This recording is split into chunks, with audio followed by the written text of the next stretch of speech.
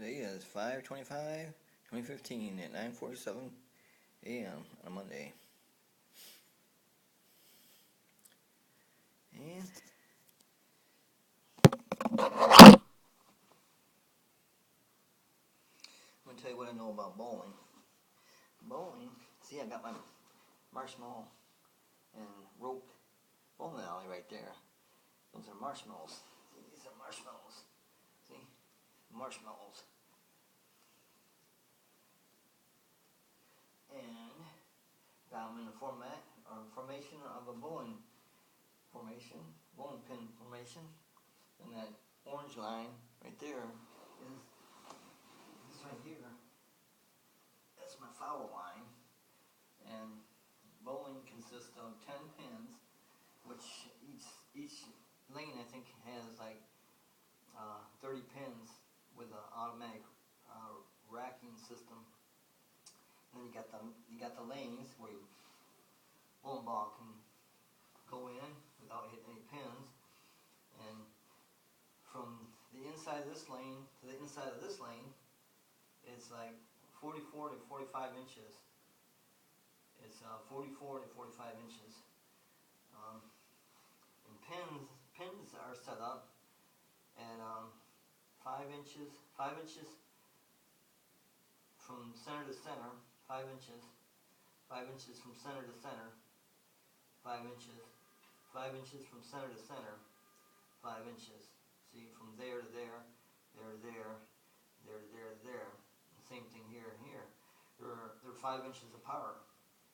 And the pins themselves weigh about 3.5 pounds each.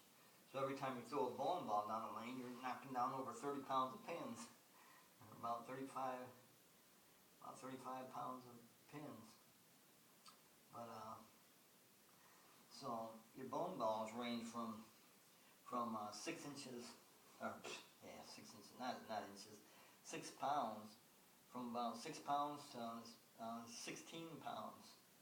It can be 16 point something pounds as a legal bowling ball. And your bowling ball spherical shape is 8 1/4 inches. It's 8 1/4 inches across.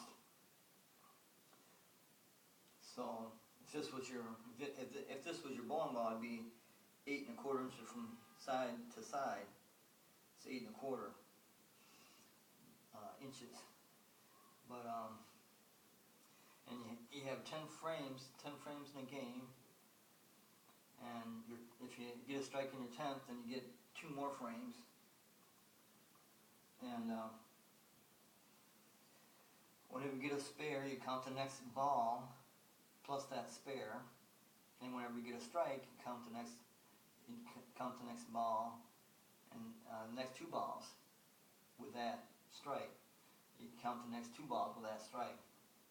So, and the distance from the foul line from here, from the inside part of that foul line to the head pin, to this pin, is 60 feet. That's 60 feet. And like I said, it's 44 to 45 inches from here to here.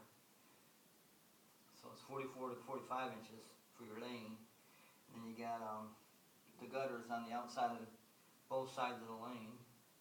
And then back here you got like a gutter too, and so the ball either hits the pins or it doesn't hit the pins and goes back here. And your lane is made out of a hardwood, mostly maple, and it's smooth, really smooth, not like this rug. It's sanded down really, really, really smooth, and they're in like 1 inch pieces all along the whole lane, and then it's got a laminate on top of it, like polyurethane. But then each time you go bowling, they oil the lanes. So it's not only smooth, really, really smooth, where you can even see your face in it, And if you step beyond this foul line, you'll slip all over the place and fall down, because it's really slippery, because that oil is really slick. But so you want to try not to step beyond this foul line, that orange foul line, because you get oil on your shoes and slip around. And it's hard to stand. It's hard to stand on an oily lane. But and you got the 10 frames. Maximum you can have is a 300 game, or 12 strikes in a row. 12 strikes in a row for a 300 game. And bowling originated as a yard sport where they throw the ball in the yard and have spirit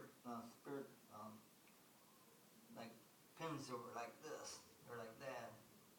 They're probably about that, about twice that tall. And they were skinny at first, and then they made them into regular bowling pins. And it used to be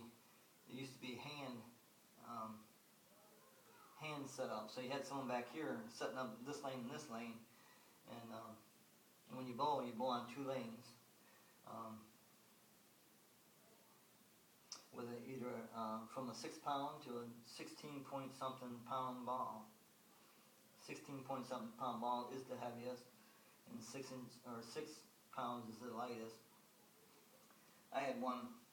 It was a Flintstone ball and it cracked.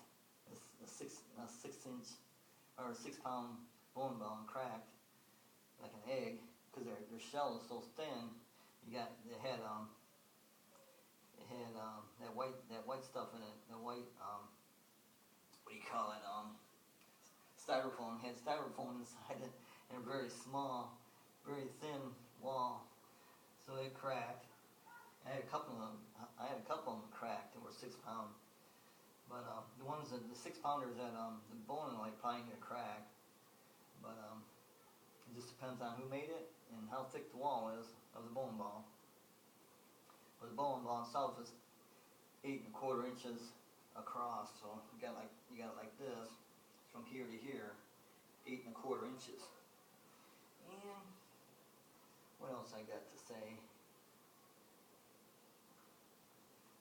The guy that used to be the guy that before Walter Ray Jr.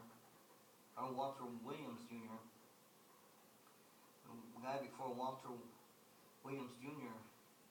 that was known as the best bowler ever. He died going down his own damn steps. He missed step to step, and bowling is timing, all timing. He walks down his own steps and broke his neck. When Dr. Hook told me that, I'm going, wow, that's remarkable. That's unreal that a person who is known as the best bowler ever alive, Earl Anthony was his name. He walks down his own damn steps and stumbles and breaks his neck on his own steps. But Walter Williams Jr. is now the best bowler around, I guess.